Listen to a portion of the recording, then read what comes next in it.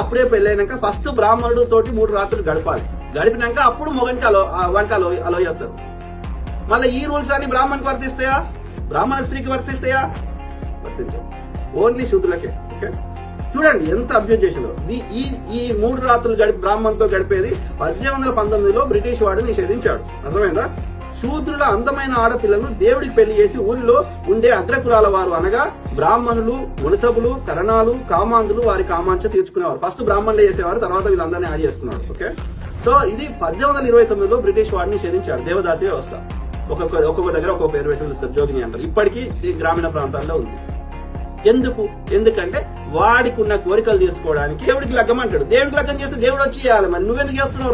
నువ్వెందుకు వాడుకుంటున్నావు? బట్టలు లేకుండా నాట్యం చేయించేటోడు డే టైంలో ఎవరిని కోరిక వస్తే వాడు తీసుకునేవాడు. దేవుడు కదా తీర్చుకోవాలి, నువ్వెందుకు తీసుకుంటున్నావు? ఆలోచించాలి. మళ్ళీ అప్పుడు అంటరానితనం రాదు. మరి ఆ పని చేసేటప్పుడు అది అయిపోగానే మళ్ళీ అంటరానితనం వస్తుంది.